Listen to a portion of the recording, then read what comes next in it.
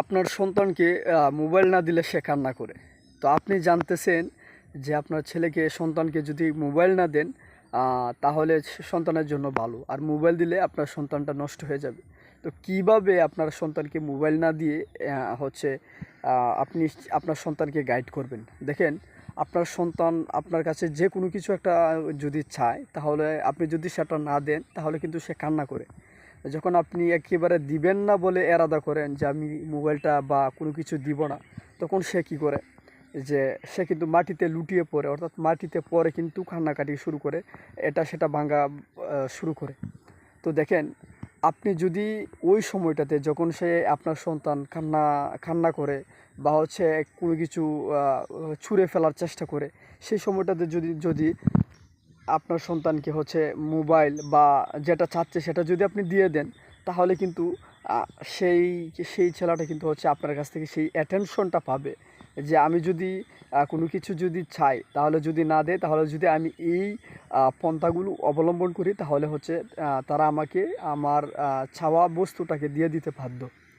তো দেখেন, আপনি যদি সেই মুহূর্তে আপনার সন্তানকে সেই মোবাইল বা যে কোনো বস্তু যেটা আপনার সন্তান চায়, এটা যদি আপনি দিয়ে দেন, তাহলে হচ্ছে আপনার সন্তানটাকে আপনি মানুষ করতে পারবেন না।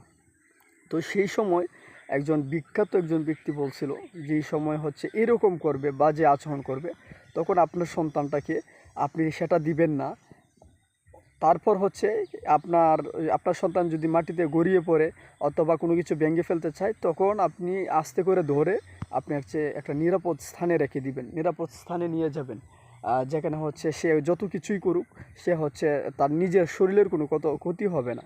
তো সেই জায়গাতে রেখে দিবেন। এটা যদি আপনি হচ্ছে করতে পারেন, তাহলে হচ্ছে আপনার সন্তানের জন্য ভালো হবে। আর নতুবা আপনারা যদি একজন সচেতন গার্ডিয়ান না হতে পারেন, আপনার সন্তান যা চাইবে তাই যদি আপনি দিয়ে দেন, তাহলে অদূর ভবিষ্যতে এই সন্তানের জন্য আপনাকেই পস্তাতে হবে।